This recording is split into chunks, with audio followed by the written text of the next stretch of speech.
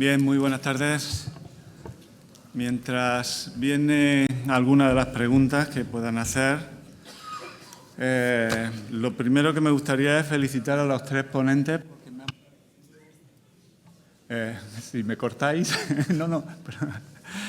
las ponencias me han parecido especialmente interesantes las tres, a cual más la información que habéis dado y la forma en la que la habéis dado.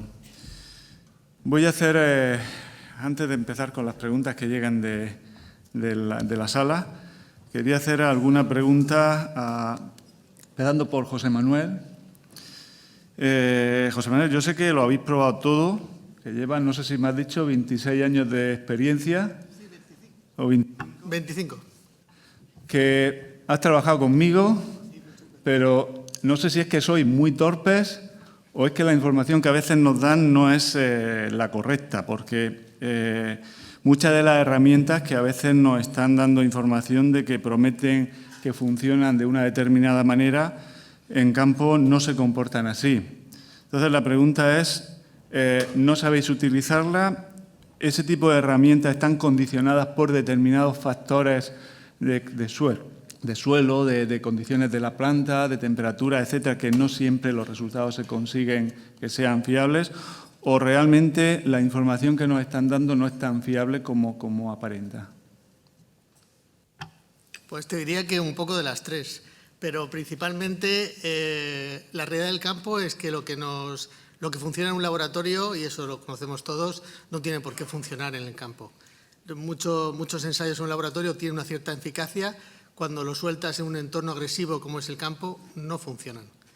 Entonces, tampoco quiero decir que todos, pero hemos probado pues todo lo que hay en el mercado, porque como os habéis visto, casi no tenemos herramientas. Y si no las usamos es porque no le hemos visto eficacia. O sea que, respondiendo a tu pregunta, básicamente no funciona. Es un poco agresivo decir esto, pero los términos medios en el campo al final nos llevan a otros lados. Muchas gracias. Hay una pregunta para Xavier. Dice, ¿cuál es, en su opinión, o si tiene experiencia, de usar coliflor o brócoli en vez de las brasicas que ha señalado en la ponencia, sobre todo pensando en cultivos de aire libre dentro de lo que son rotaciones comerciales? Si es como cultivo biofumigante, la incorporación de los restos de cultivo y tal, la eficacia que tienen por estudios de bibliografía y tal, no es demasiado buena. La cantidad y el tipo de glucosinolatos que producen no es demasiado efectiva. Entonces, para ello lo importante es utilizar algunas de las especies que ya van destinadas, digamos, a este fin, y que con ellas sí que se consiguen niveles importantes de control. De hecho, incluso se ha estado trabajando con el tema de los residuos de brásicas peletizados para ser incorporados en suelo para asegurar un mejor efecto del proceso de degradación y liberación de estos compuestos. Pero de entrada lo que es bróquil, coliflor, etcétera, con esta finalidad, ¿no? Hay una pregunta para Isabel. Dice que, referente a la virosis que ha comentado, ¿se considera eficaz la termoterapia para poder reducir la propagación o la incidencia en semillero, en semillas?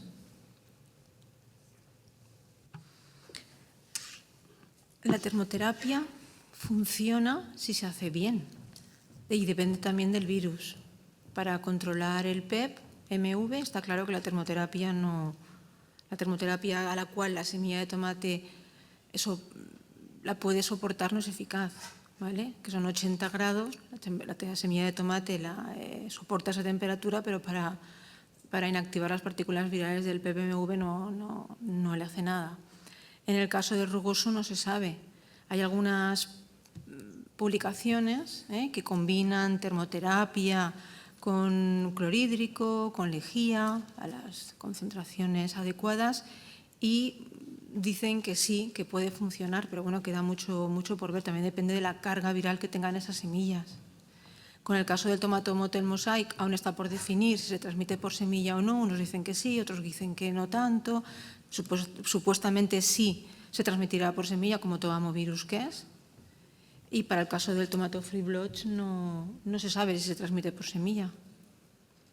Entonces, depende del virus, la termoterapia irá bien o no y funciona para inactivar las partículas virales que están por dentro de la semilla. Pero si queremos inactivar partículas virales que están en la superficie, es mejor ir a un químico combinado con un térmico. No sé. Bien, muchas gracias. Hay una pregunta para José Manuel. Dice que sabemos los beneficios que nos aportan la fauna auxiliar en nuestros cultivos, dice, pero ¿cómo deberíamos gestionar la aparición, con el tema de aparición del virus de contacto como son el rugoso o similares? Es una buena pregunta, la verdad. Es difícil. Ahora mismo mi respuesta sencilla sería trabajar como si no hubiera rugoso. El rugoso ahora mismo nos está quitando el sueño a todos los del sector del tomate. Y todas estas plagas que hemos descrito se quedan muy atrás. Ahora mismo el rugoso es la estrella principal. Entonces, el rugoso ahora mismo, como no tengamos una variedad genética, yo no tengo forma de luchar con él. O no conozco, no sé si mis compañeros tienen alguna forma, pero creo que no la hay. Entonces, hay que tratar las plagas y hay que tratar a los insectos beneficiosos como lo hacemos siempre. E intentar poner variedades que resistan. A fecha de hoy sé que es difícil, pero no hay otras opciones, o al menos yo no las veo. Muchas gracias. Una pregunta para Xavier. ¿Cómo actuaría en una situación de un cultivo permanente frente a un problema de una plaga fúngica, sin poder hacer ninguna práctica cultural de rotaciones ni cosas de estas? Bueno, yo trabajo justamente con plantas hortícolas, problemas permanentes y de fúngicas. También dependería un poco de cuál es la naturaleza del problema. Intentar trabajar sin químicos en estas circunstancias siempre empieza a partir de una baja densidad de inóculo cuando llega el momento de replantación, cuando se encuentra el problema. Si, por ejemplo, hablamos de, yo qué sé, pues una armilaria o una cosa por el estilo, bueno, esto ya prácticamente es, una vez está ahí el cultivo implantado, es bastante complicado de poderlo gestionar. O sea, esto habría que ver en cada uno de los casos cuál sería la posibilidad de trabajar, porque se puede ir trabajando con material vegetal, con tipo de patrones, profundidades de anclaje, prácticas previas de gestión para eliminar los restos antes de implantar el nuevo cultivo, etcétera, etcétera. O sea, sí que hay una serie de técnicas que se podrían utilizar, pero con la previsión inicial de saber problemática que hay en la parcela y gestión, material vegetal a utilizar, etcétera. Cuando llegas y te lo has encontrado, pues dependerá del tipo de organismo que está generando el problema y ver cómo mejor solucionarlo. No es lo mismo una fitoftora que una armilaria, está claro. Gracias. Voy a hacer os pido que sean lo más breve posible porque yo quiero hacerte otros de mi cosecha, porque ya que estáis aquí quiero aprovechar a los conocimientos que tenéis. Dice así, ¿qué pros propondría en cultivos de lechuga para la desinfección de suelos con problemas graves de esclerotinia o en parcelas donde hay fusariosis? En el caso de la lechuga, la solarización funciona de película. De hecho, fueron una de las primeras pruebas que se empezaron a realizar para evitar problemas, bueno, y como alternativa, digamos, a lo que eran los fumigantes. O sea, el trabajo funciona perfecto. Existen además formulados comerciales de antagonistas de esclerotinia que pueden afectar tanto los esclerocios como posteriormente a nivel miceliar. Por tanto, existen técnicas. En relación a la fusariosis, pasaríamos, bueno, el hecho de que, por ejemplo, la solarización ya es una técnica, solarización, biofumigación, etcétera, que se muestra igualmente efectiva frente a Fusarium, Sclerotinia, determinadas bacterias, etcétera, con lo cual también podría ser utilizable, y también existen formulados de agentes de control biológico que son plenamente activos frente a enfermedades causadas por Fusarium. Por tanto... Voy a hacer una última pregunta a cada uno para terminar con Xavier. En el caso de... Ha planteado un trabajo en el que probaba una serie de bacterias que colonizaban las raíces de tomate, pero no las de... No sé si era melón, sandía o pepino. ¿Crees que entre las distintas variedades o portainjertos que pueda haber de tomate habría también diferencias? Es decir, que en unas funcionen y en otras no.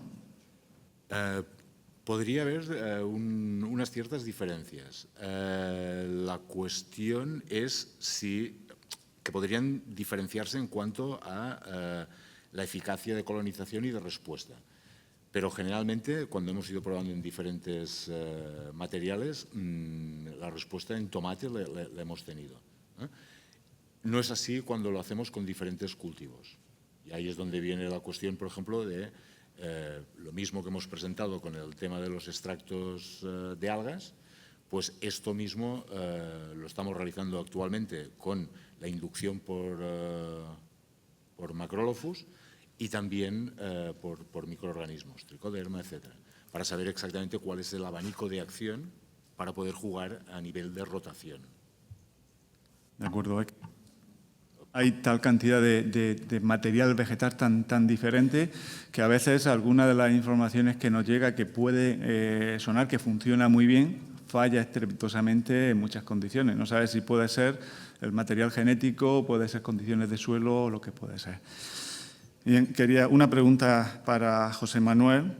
No sé si tú piensas que a veces a los técnicos de campo, pues nos pasa a nosotros también, nos llega un exceso de información por parte de las empresas y que a veces ya dudamos realmente de lo que es fiable o lo que no es fiable. Es decir, no es que nos hayan engañado, sino que nos han dado información a veces que no es lo que nos prometían y llega un momento que casi desconfiamos cuando realmente hay cosas que son interesantes en el mercado, entre las novedades que hay. Pero ¿crees que os llega demasiada información y a veces poco rigurosa? La verdad es que sí, al punto que en mi empresa hemos creado un I+D que testeamos todos los productos que llegan, ya no nos creemos nada, porque, bueno, quiero hablar mal de su hijo, ¿no? Pero aún así falta un poquito de rigor técnico, entonces necesitamos tener un test, probarlo, dejar un testigo. Lo primero que nos presenta un ensayo y dice: ¿has dejado un testigo? ¿Has puesto un producto de referencia? No, el producto funciona, no, pero preséntame algo coherente. Entonces, nosotros tenemos nuestro propio I+D porque no nos fiamos. Y salen productos que funcionan, pero desechamos cientos. No sé si echas de menos a lo que eran las trías con la cantidad de técnicos que trabajaban en verificar muchas de las cosas y el intercambio de información que había en esos momentos. Posiblemente sí. Totalmente. Creo que era uno de los mejores programas que había. Nos unía a todos los técnicos de la zona y no éramos un poco la rana en el pozo que solo vemos nuestra empresa. Teníamos una visión general y eso se ha perdido un poco. Y era un programa que la verdad es que era muy positivo para los técnicos.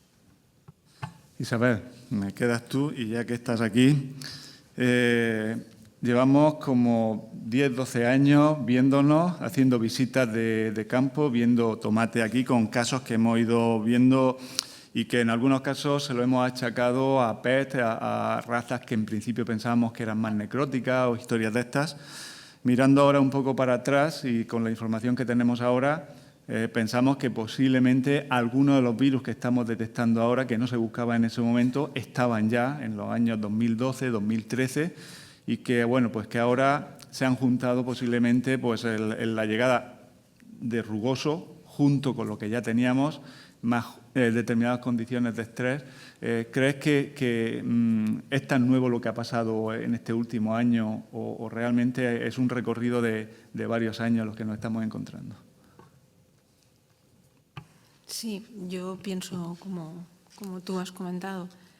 Posiblemente se hayan detectado recientemente estas virosis, el año pasado, hace 2 años, actualmente, pero ya las teníamos presentes en el campo. Y ha sido esa combinación de diferentes, o sea, infecciones mixtas la que ha dado la explosión.